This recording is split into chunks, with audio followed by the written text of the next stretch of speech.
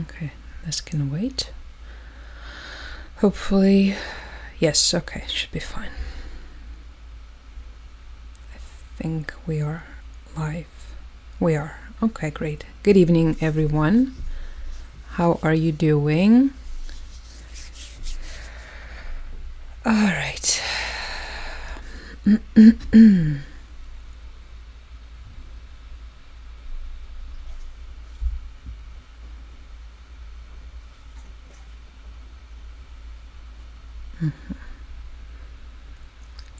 I'm a little late for this one. Okay. Hello, good to see you, Dog Mom Life. How is it going? Hope everything is good with you. Okay, just launched the TikTok one as well. Let's wait for a couple more people to arrive and we will get into the recent events. Hello, Vindictus. Hi. Hello. Okay, I'm just gonna wait. Just gonna wait for a little bit, as we always do our little warm-up. In the meantime, have some tea. Hopefully you guys also have some tea ready. I already have my gigantic mug, as always.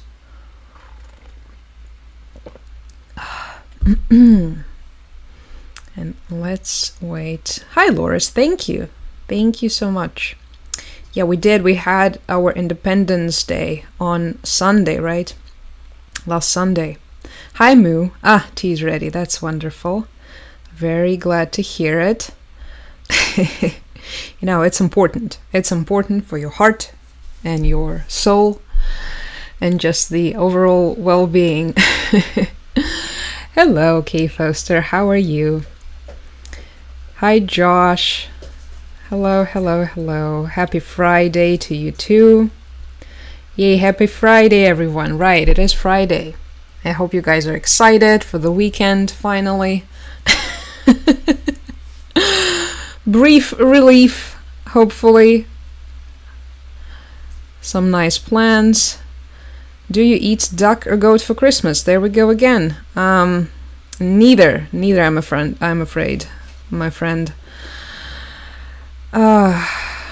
Treats, that's nice. Why not? I mean, it's Friday, right?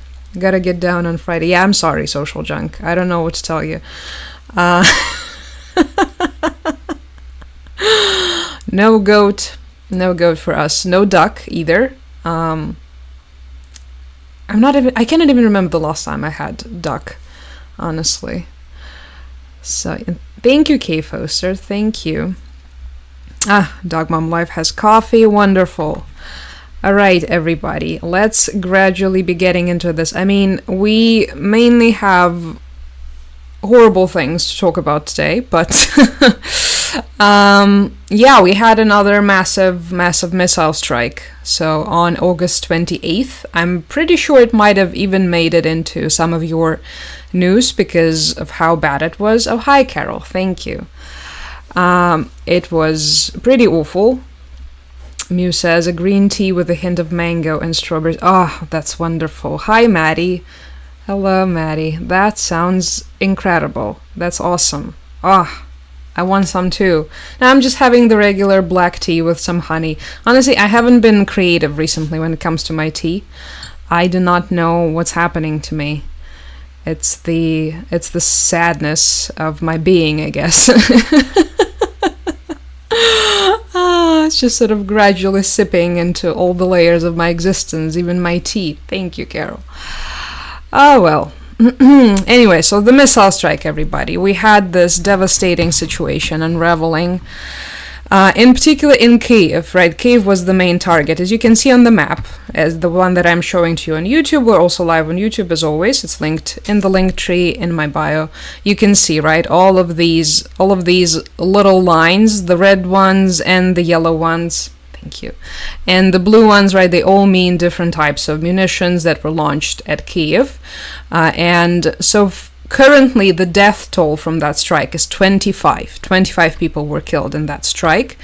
There were Kinjal missile, the Dagger missiles used, and the Iskander missiles used, and the Ha-101 missiles, and yeah, just all kinds of missiles. And the total count of all the stuff that they had sent our way on August 28th was 629, everyone. 629 drones and missiles on August 28th, out of which our air defense got 589, which is very good, right? But unfortunately, it's not all of it. There were some very devastating strikes in the residential areas. There were strikes on military objects.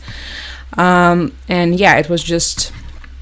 I'm not entirely sure what to call it. There already were a lot of comments considering how, wait, aren't we supposed to be in the middle of the peace talks, right? Isn't there art of the deal in progress? Why is this happening? Well, I guess that's part of it, probably.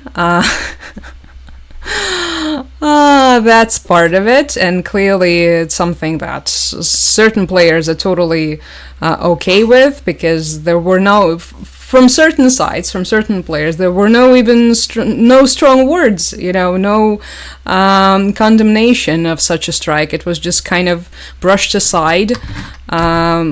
Where's this lady with her comment? The White House lady. Let me try and find her. Sorry, there she is. And there she is with her comment. Caroline. About this, he was not happy about this news. It's not about if I agree, it's about what the president thinks, and I know what the president thinks because I talked to him about this. He was not happy about this news, but he was also not surprised. These are two countries that have been at war for a very long time. Russia launched this attack on Kyiv, and likewise, Ukraine recently dealt a blow to Russia's oil refineries. They have taken 25 civilians killed, including children, in this lady's mind is equal to, thank you, Philip, is equal to oil refineries, Putin's wallet burning. And probably to her, I imagine, Putin's wallet is probably even sadder because it's Putin. So. Out, as a matter of fact, 20% of Russia's oil refinery capacity over the course of their attacks throughout the month of August. Oh, the no. president is continuing to watch this intently, and this killing, unfortunately, will continue as long as the war continues, which is why the president wants it to end. Incredible. Thank you for that. So that was wonderful to hear. After this devastating attack happened, let's go back and look at some more material that we have on the matter. I had some bookmarks. So this is people rescuing their cats from the rubble of an apartment building in Kyiv.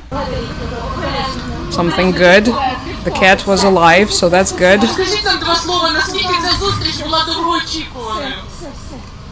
The lady was waiting whole night for her cat to be dug out from underneath the rubble, so that's a good story.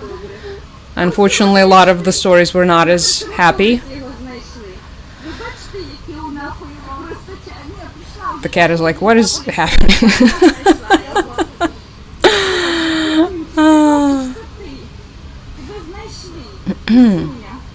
Як вас звати, якщо можна? Оксана? А вашого друга як звати по-хрому? Oksana and her cat Semen. Semen the cat. Just something good. But yeah, it was among the buildings that were damaged. The British Council building in Kyiv was damaged, as you can see. Here's the result of the overnight attack. Hello everyone, sorry, I forgot to say hi to all of you guys. I'm already in the horrors of it all.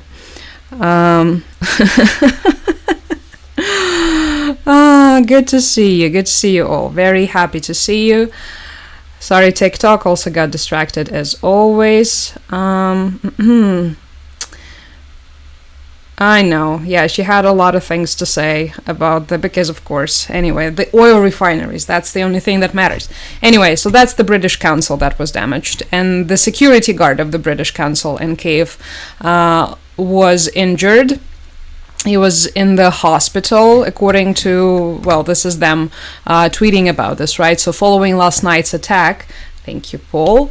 On Kiev, our office has been severely damaged and is closed to visitors until further notice, says the British consul. Sadly, one of our guards was injured and is now in hospital.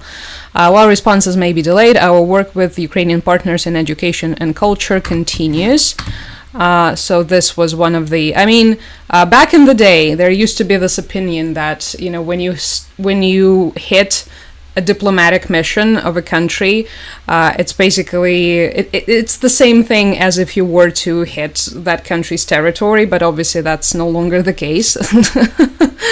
We're now in an entirely different timeline. Also, the building of the EU mission in Kiev was also damaged, but again, I don't think anyone is surprised about that.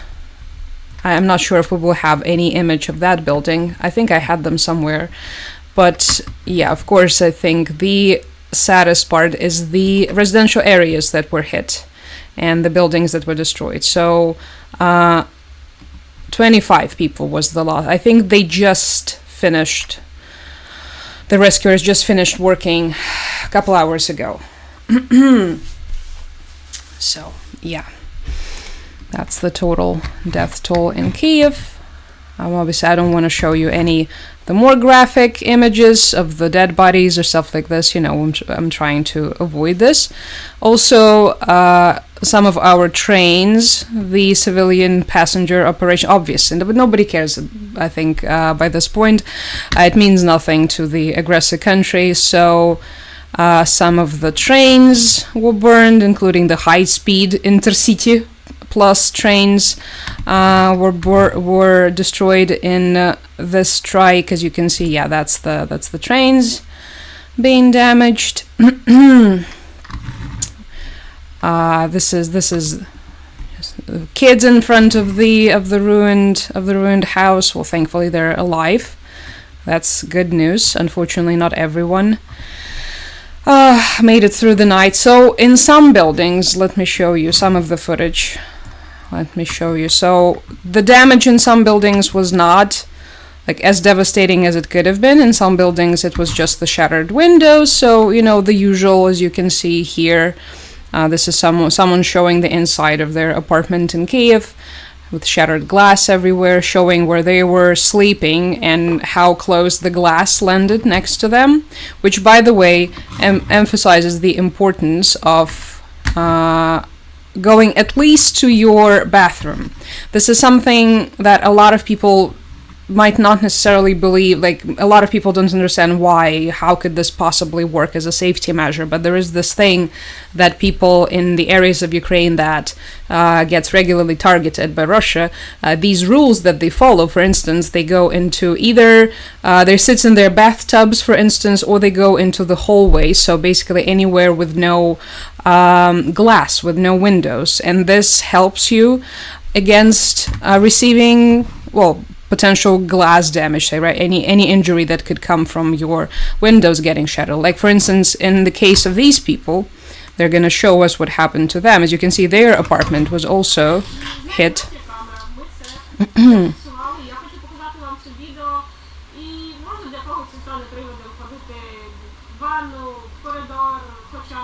Just emphasizing that you should go to the hallway, right? This is them, this is their place.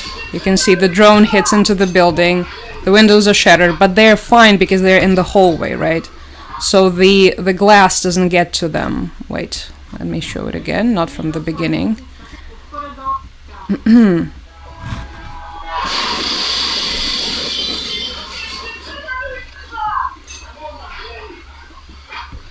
So yeah, of course, ideally you should be going into the shelter, right? Ideally. But this is not something that everyone can do, especially when you live with this every single day for a very long time. You get numb, right? You get tired, you get used to this happening. A lot of the nights when there is an air raid alert, it doesn't really mean anything because it could be just, it could be for a different region, for instance, or it could be because something else, because the Russians are raising certain types of planes into the air. So if you run into the shelter every single time something like this happens, you might lose your mind. point. And people in these big cities, they try to continue with their lives. They try to go to work and stuff, right? Because you still have to work even when there is war. So yeah, you cannot just, it's unrealistic to go to shelter every single day. Especially, another thing, an important thing to keep in mind is that shelter in many instances means just a regular subway station. Like for instance in Kiev, this is what they mean. It's either the basement of your building, which cannot really act as shelter in many instances. Sometimes it's closed by the local officials because they don't want people inside. Anyway, that's an entirely different conversation. So people have to go to the subway stations, and that's, well, you can imagine, right? How many nights can you spend at a subway station while trying to continue, living your life? So anyway, and this is what people do. One of the options that could potentially save your lives, obviously not if a missile hits your building. If a missile hits your building, this is it. But with the drone, like in this particular case, I'm pretty sure it was either the drone or the damage from the missile exploding nearby, right? So the missile didn't hit their place. It was somewhere in the area, most likely. So that's the result. All right, something else. Yes, that's the EU delegation. So the European Union delegation in Kiev was also damaged by the Russian strikes. As you can see, again, we have some glass shattered.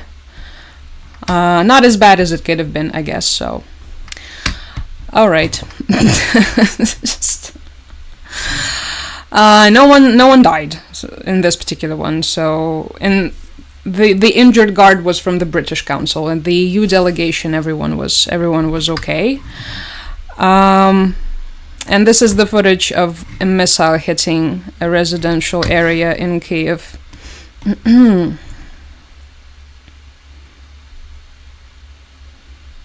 So if that happens to your building, obviously this is it. Right, as you can see. But all of the buildings in the area, they would have the windows shattered. Wait, can we see the moment when the missile hit? When it was flying towards the... Yeah, you can... There it is. You can see it incoming. I believe it's the Ha-101 missile, but I'm not sure. I'm not really a missile expert, you guys. But yeah, you can see how it's just flying into the building. Yeah. So that was yesterday.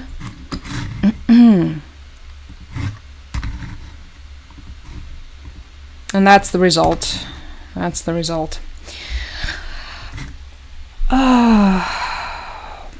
So here everything was fine, right? I told you that in our area we have it relatively peaceful and safe and stable, right? So nothing has really reached us. I do believe we had the air raid alerts, but thankfully that was that.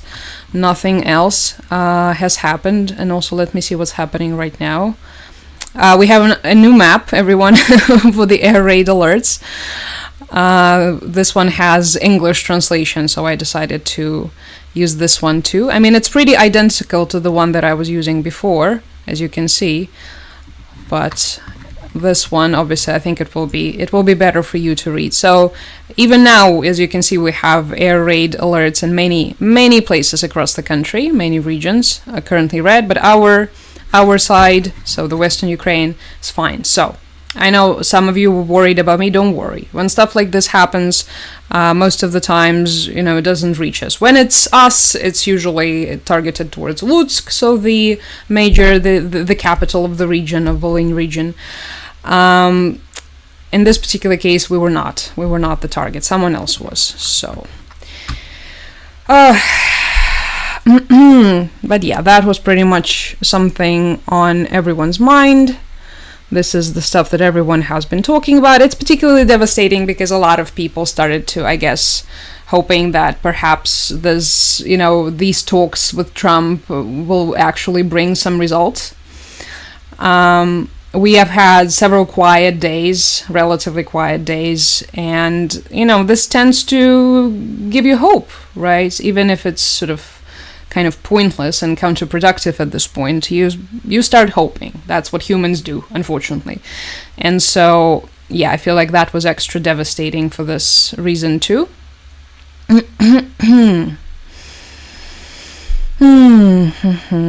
everyone. Hello. I'm very far away. I'm in the western regions, so I'm in Volhynia. I'm closer to Poland, if anything. So don't worry about me. I am fine. Okay, did I have anything else to share regarding the strike? No, I don't think so. That's JD Vance. No. Not him. Also, on one of the maps that I also use, just look how spooky Kinjal, that's the dagger missile looks when it's flying towards the target. They made it glowy. It's obviously, it's very convenient. Also, are you guys seeing these, right? These are the Shahed drones. So they are there to also, among other reasons, to overwhelm the air defense, but also to cause some damage too. So, yeah. Oh, hi Zoe, hello. Hi everybody. Sadly, says CJ, the mistake is depending on reliable or good results from our president. Oh, thank you, Josh. Hoping is great. I wish we had better leadership with right. I know you guys did. I know you did. It is what it is, right? Hopefully next time it will be better. Hopefully there is a next time, so... Eminem says, I was in Paris when they lit the Eiffel Tower in Ukrainian colors on site. Oh, that's very nice. I didn't know they did that. That's very kind of them. I honestly thought that by this point in time no one does this anymore. So that's nice. That's very thoughtful. Also, while we're on the topic of France, wait, where is Macron? I had the news about Macron somewhere in the... He called Putin ogre. So that was nice. That's a nice change in rhetoric. Basically stating that, you know, he's at the border, at the European border, hungry, and planning on, you know, killing even more if he's not stopped, which is true. Also, this is a wonderful infographic. The missile and drone launches from Russia before and after Trump takes office. Oh, art of the deal, everybody. I know, that's...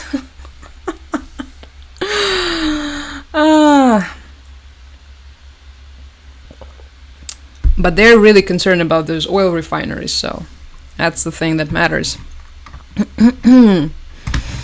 Anyway, that's just something that I thought was funny, wanted to show you, thought you would appreciate it. Oh, thank you, Josh. I can see the future, and it's not bright. All right.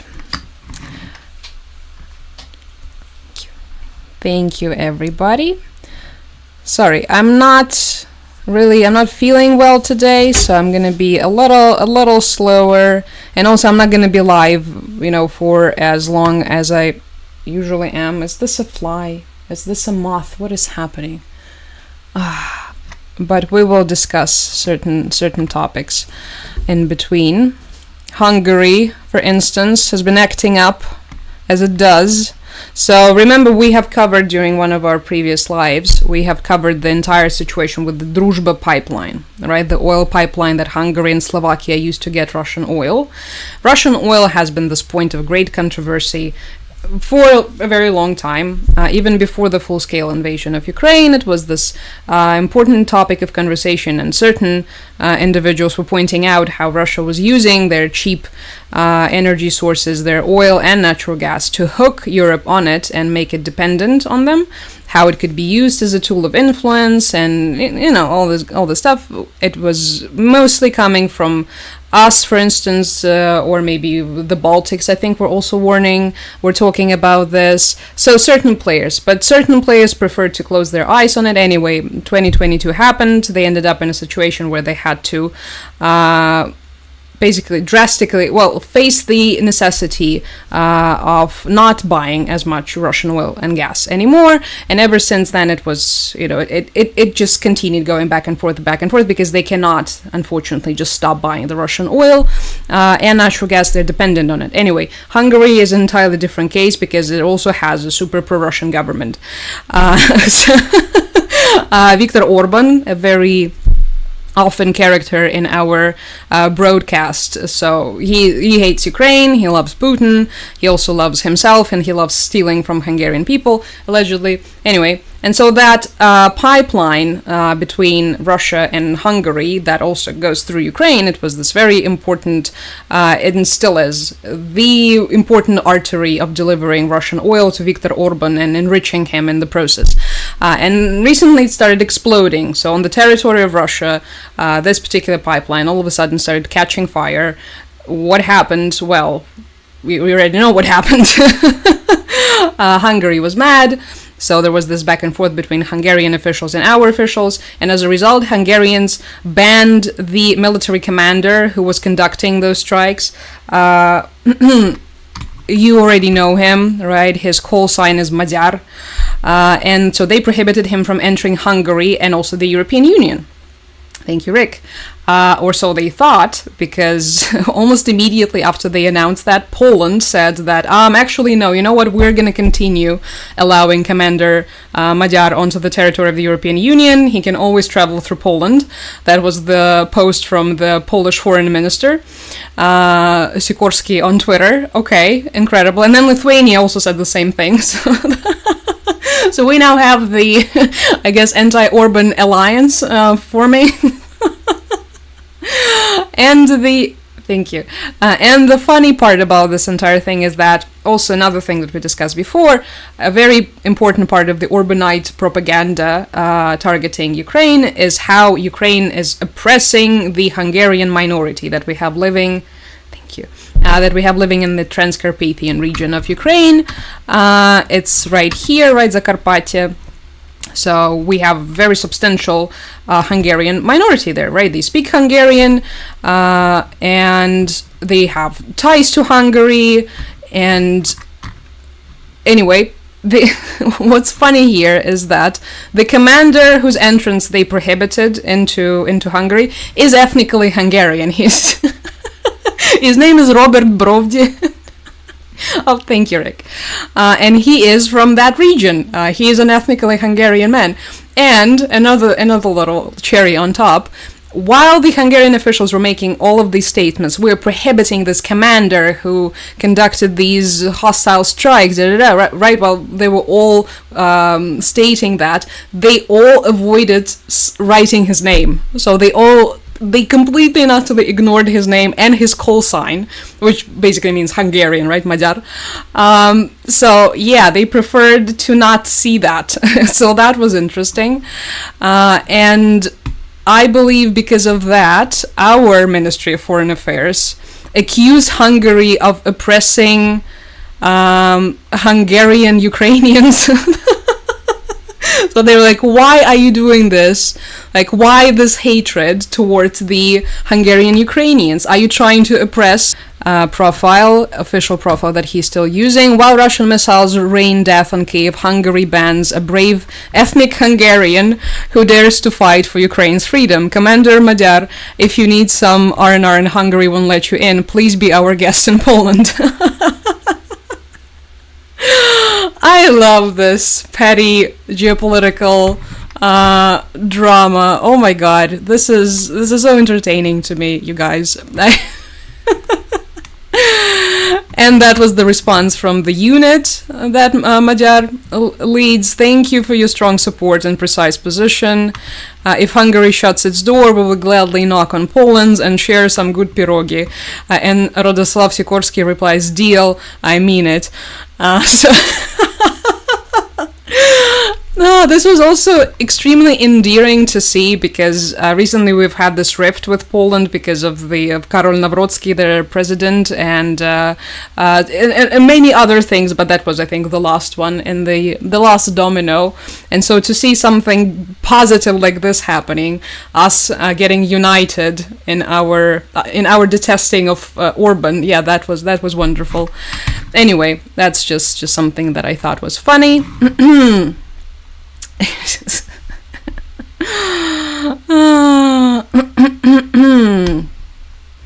That was just, well, maybe only to me, I'm not sure, but yeah, I thought it was funny.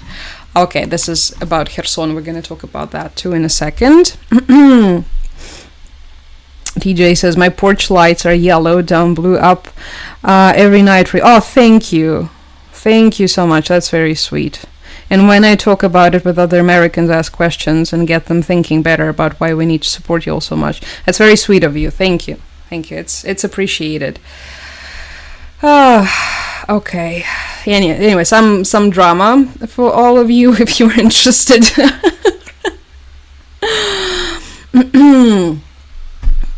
As Finno-Ugric, I see Hungarians as my brothers and sisters, says Loris. They deserve better than Orban. Oh. Thank you, Brandy. I think they understand this too, right? With the opposition in Hungary rising in popularity, especially recently with all of the scandals with Orban's zebras and mansions and all of that. So, right, there is a reason why they're playing this entire anti-Ukrainian sentiment card so often. It's because they're trying to distract the public from all of this just insane corruption that is happening.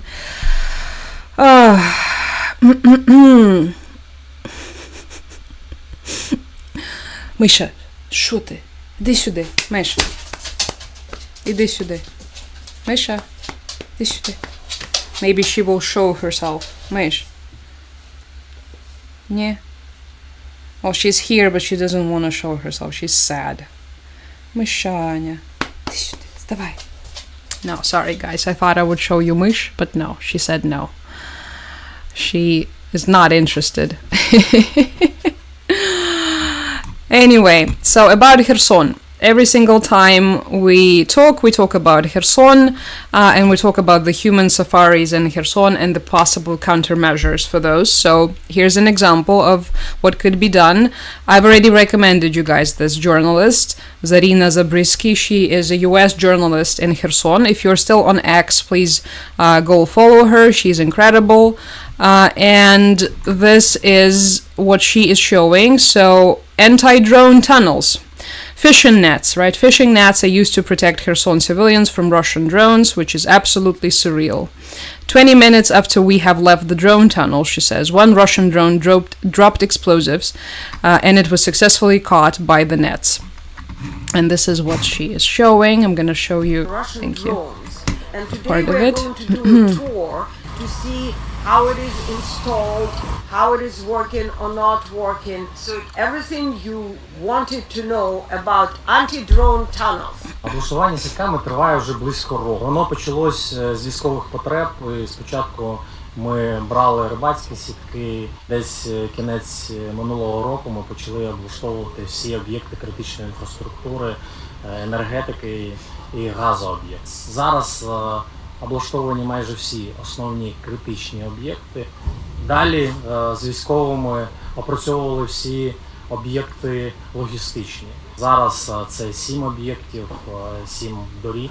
І на зараз 7 тисяч метрів повністю закрито. Саме важливе – це в першу чергу зберегти людей від скидів. So it goes all the way above. I'm walking now. That's insane. Just look at this. Literally a tunnel. Protected with the net. The feeling is quite surreal. You walk underneath the net. У нас стоїть задача про те, що в першу чергу ми закриваємо саме дорогу. Також ми будемо закривати і саме навісом робити зупинки. На дорогах це трошки інша ситуація. Є комунікація, тролейбусні провода. Тому До кожного участку ми окремо підходимо. Це технічне завдання, це щоб не нашкодити, це Anyway, щоб правильно встановити. ended up showing almost the entire video. But it's just absolutely surreal, and unfortunately, yeah, this is the future. This is the future, with drone warfare becoming more and more prominent every single month, right? That's the future, I'm afraid, that we are facing, which is, wow, the whole new level of devastating. Once again, every single time I think, well, perhaps this is it. No, there is a new layer. But at least this is something that, you know, is working, right? So no sound on YouTube. Well, there were subtitles, but yeah, to sum it up, basically, the first priority was to protect the infrastructure. They were protecting the important infrastructure, thank you, and all of the key facilities, and now they're protecting the roads and the streets and the bus stops and everything, and there are different challenges depending on the location and the type of infrastructure, for instance, they're protecting. So with trams and trolley buses, you have to think of, well, you can imagine, right? It's much more complicated because of all the wires, and so a lot of nuance comes into it. At first they were using just the regular nets, now they're ordering some kind of special net. So yeah, in Kherson they're just gradually covering the entire city into these fish nets, trying to protect people from the drones. So yeah. These are some of the victims from the strike in Kiev. So as we talked, right, 25 people were killed. So this is 24-year-old mother and her 2-year-old daughter. They were killed by the Russian missile in Kiev yesterday, among the others. So rest in peace. This is just, you know, I wish they could see, you know, the faces of these people whenever the Russians talk about how they successfully hit a bunch of military targets, which, by the way, they did. Putin's press secretary immediately announced that they have hit all of the most important targets. I'm sure that 2-year-old was a very important target for these people. So, anyway. Zoe is saying that if you try and refresh YouTube, it might help. So yeah, you could try that if you want to.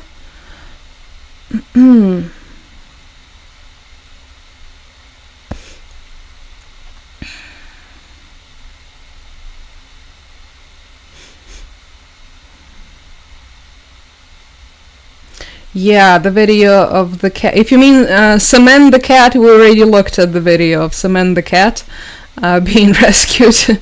Maybe there was another cat, though. Right, that's a lot of netting, but there is no other way, right?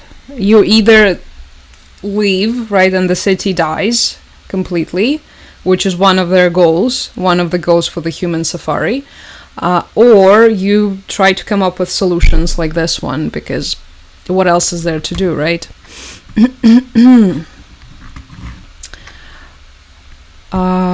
Also yesterday in Poland, one of their F-16 planes crashed. They were preparing for some sort of air show in Radom. So the image that you're seeing right now on screen, it's the pilot who died in this catastrophe, who was apparently a very famous Polish pilot, one of their best pilots. And apparently Poland had a total of 48 F-16 planes. Well, now they have 47, which is, yeah, just very, very tragic. I have heard people being completely and utterly puzzled, as in, why is there an air show to begin with, considering, you know, the time and the situation. Oh, well. So yes, unfortunately, this is something that happened yesterday too. Just wanted to mention it because, I don't know, for some reason we always talk about the F-16s and all kinds of planes and pilots, and, well, we usually talk about our planes and our pilots, but why not talk about Poland as well, I figured. Also, Trump is tired of the war, you guys. This is... Trump is tired of the war and wants it all to just end. I just really liked this headline mixed with this picture of his. Trump is tired of the war and wants it all to just end. Well, it's not gonna just end, right? You have to do something for it to end. Thank you. You cannot just, hope and pray for the best. Oh, well. Okay. Oh, and also, we're also going to discuss the president of Portugal saying that Trump is a Russian asset in a moment. I think that's the first Western official to say something like this openly, so that was interesting to see. Okay, let's see. Flying fighter jets is dangerous business, even in peacetime, says George. Right? 100%. 100%. And this is, I think, why so many of the people discussing this, they were so baffled. As in, why is there a need for something like this in the first place, for something so dangerous, especially considering the looming threat over the country, and the need for the F-16s, which is, now everyone is understanding how vital those planes could be, right, for your air defense, for instance. Well, unfortunately, the decisions were made, and an incredible pilot, one of the best pilots, unfortunately passed away very tragically. So I've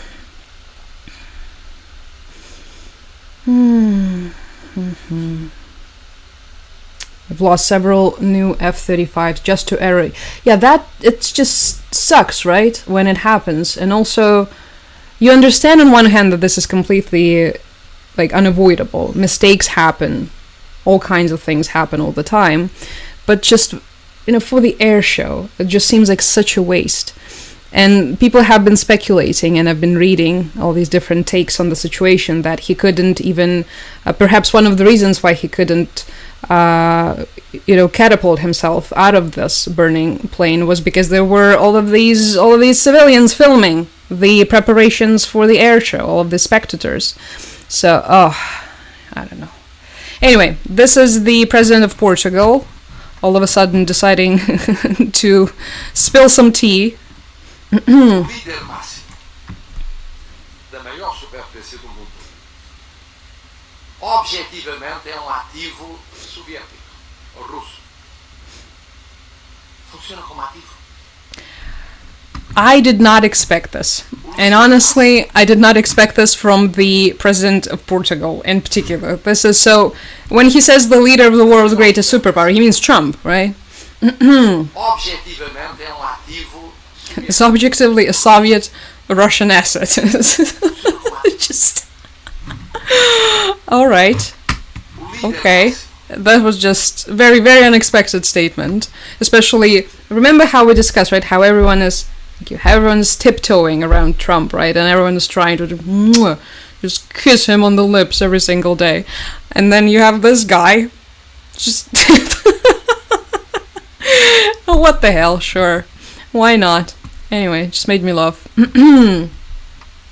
Okay, that's more on the drama with the Hungarians and our side. We already talked about this. Yes, and this was regarding Macron. So, French president cautions European leaders against trusting the ogre Putin. That's the exact quote. For his own survival, he needs to keep eating. That means he's a predator. An ogre at our gates. Beautiful. What? Something was added, I think, into the water for many European leaders, because they have been on fire with these statements. First the Portuguese president, then Macron, everyone is on fire. Hello everybody, hello. Today is going to be a shorter one, everyone, so don't get mad at me. Sorry, I'm not feeling very well. And there was also another interesting statement. So this is Ben Wallace, right, former UK Secretary of State for Defence, stating an interesting thing. So this is the exact, it was actually in two posts. First one, he says, just traveling back from Kiev, spent Wednesday night listening to Russia's idea of peace, drones and ballistic missiles incoming to the city. It is clear Putin doesn't have any intention to make peace. obviously, right? In the meantime, the US Department of Defense is requesting that allies do not assist Ukraine in any operations so as to not jeopardize a deal. Putin is laughing at Trump.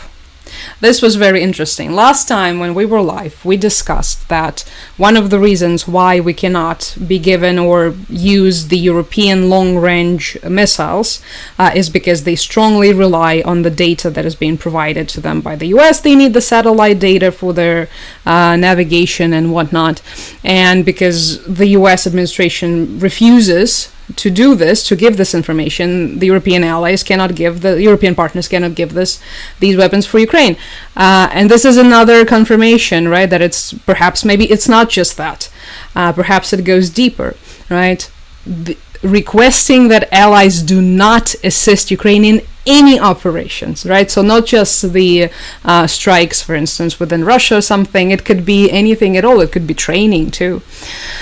So as to not jeopardize the deal, right? And the irony of the situation, this being the rule for us, I guess, while Putin, just killed 25 people and continues destroying the center of Kiev. All right.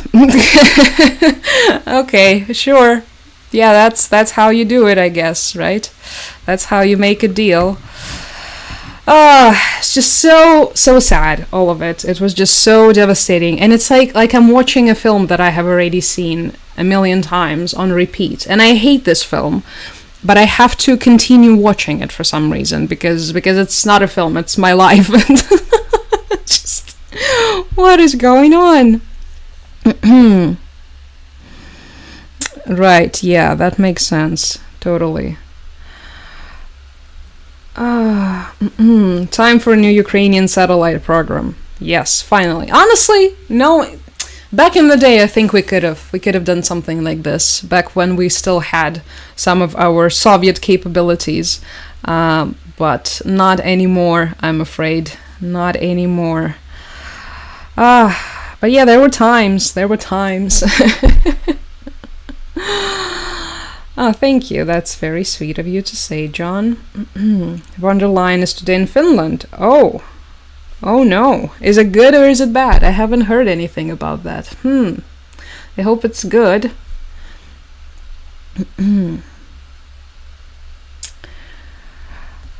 Alrighty. That was just regarding the data sharing, right?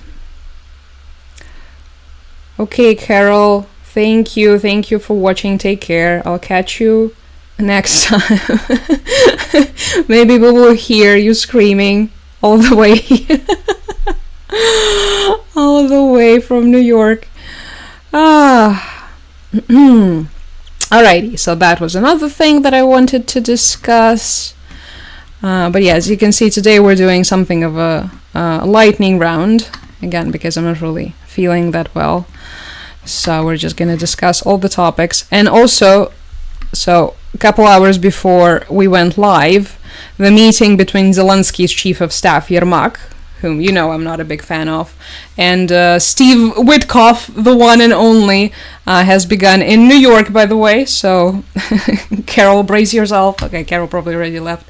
This is them. So they will probably continue discussing the deets of the art of the deal.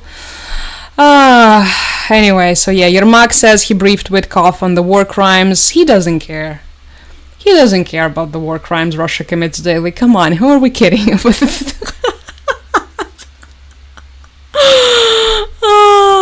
Anyway, in particular, spoke about the massive missile and drone attacks on Kiev that claimed the lives. Okay, back then it was 23 people. Now it's 25, including 4 children. I don't think he cares, Yermak. Witkoff just couldn't care less about any of that, so he just probably wants to get on a plane back to Moscow and have a cheburek. Remember how he had a cheburek and it made him all excited? Yeah.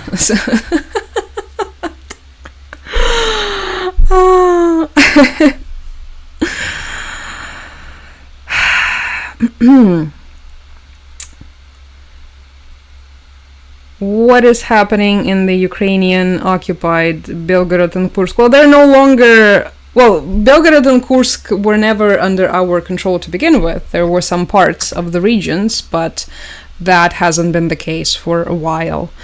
At least for several months. This is when they let us know. It was, so the issues that have been plaguing Kursk operation in particular, it was something that we have discussed before, I believe either here or on Patreon, we definitely talked about it. It was mainly logistics.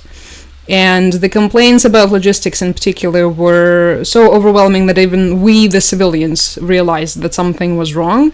And that was several months before the withdrawal began, and then eventually our troops were pushed out of there. And that's one of the reasons why we now have another front line open in Sumy, in Sumska Oblast of Ukraine, because the whole point of this operation, one of the points of that operation, was to try and push the enemy away from Sumy. Unfortunately, that didn't work out as planned. Lori says, I have no idea why is she here. I heard she's meeting our terrible prime minister. Well, good luck to both of them then. I hope they have some good time, and I have to start following the various European countries more, not just getting glimpses of here and there just to get the picture.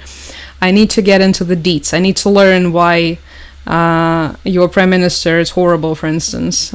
Terrible.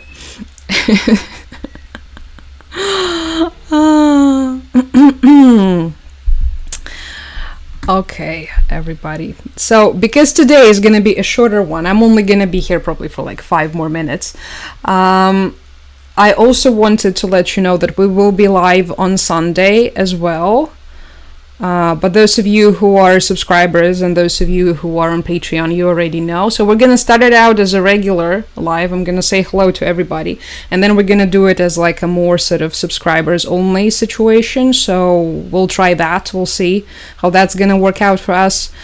Who knows? So yeah, just a little heads up. It will be available to subscribers on here on TikTok, and also to the several tiers on Patreon, which is linked in my link tree in the bio if you're interested. If not, next time I'll see you is probably gonna be on Wednesday, most likely, because I won't be able to go live on Monday. Just a heads up to all of you, okay? So that you will not lose me, hopefully. Okay, something... I'm pretty sure I wanted to discuss something else. But because I'm not feeling well, I'm even worse than usual anyway. Thank you, dear. Thank you, Blur. Alrighty. So yeah, it was just... Thank you, Josh. It was just a very sad couple of days with the strike, and just the overall, feeling of hopelessness in the air. So, I know, not a lot of fun things to discuss, I'm afraid. Thank you, Maddie. It's very, very kind of you. Laura says, our prime minister is shoe for far right, and he is currently making our people basically poor and jobless. Well, that sounds, that makes sense. Whenever I hear, shoe for far right, or anything far right adjacent, that's, thank you, Dave. That's the instant correlation that I make also. Oh, God. Why are they like this? What is this era we're living in? I don't know. We'll make it out of it. We will make it through it. Everything will be fine again. Let's manifest together, okay? So yeah, anyway, everybody, the last couple of days were it was mainly this. We also have, in our domestic politics, we have this entire thunderstorm unraveling yet again, because our government continues to dismantle gradually the remainings, what's left of our anti-corruption agencies. So that's also, it's just a whole thing. And yeah, I guess it's just pretty easy to start feeling hopeless among all of this. But anyway, we will not. We will continue pushing through the horrors. Alright, so as you can see, we already have half the country lighting up red, so we're in for another loud night. Well, some of us. Probably not us here, but who knows. As you can see, it's the entirety of the eastern Ukraine, and also Odessa just lit up as well in the south. So, yeah, something not so good is happening over there. Let me see, do these two maps match? Yes, they do. It's the drones. It's the drones flying from Sumy. Okay, we already have some in Poltava, we have some in Cherkasy. Okay, so that's where we are, everybody. That's where we are right now. Again, sorry for a shorter live stream. I will catch you all next time, okay? No, my area was not hit, Jason. I'm in the western Ukraine. I'm in one of the safest places one could be in this country. Because my dad was a very smart man, and he chose very wisely when he moved us from the occupied territories. Anyway, alrighty, everybody. Okay, just one more, to repeat one more time to those of you who might not have heard us, we're going to be live on Sunday, once again, right? Briefly, we're just going to do the usual thing, and then we're going to switch to the subscribers only. And then after that, the next one is going to be on Wednesday, okay? So I will see you all sometime. I don't know. I will see you when I see you, okay? Thank you for stopping by. It's always nice to see you all. Sorry for being sad. You know, it happens. And yeah, I will catch you all later, okay? Okay, everybody. Thank you. Thank you. Thank you. Thank you so much. Thank you, Josh. Thank you. Thank you, Cody, Loris, everybody, Zoe. Thank you, Maddie. Okay. Mwah. I'll see you all either Sunday or Wednesday, probably, okay? Thank you. Alrighty. Thank you, YouTube, as well. Sorry, but, you know how it goes. Oh, thank you, guys. You're very sweet. I will see you later, okay? I'll see you next time, either Sunday or Wednesday or whenever. Mwah. Bye-bye, everyone. Thank you.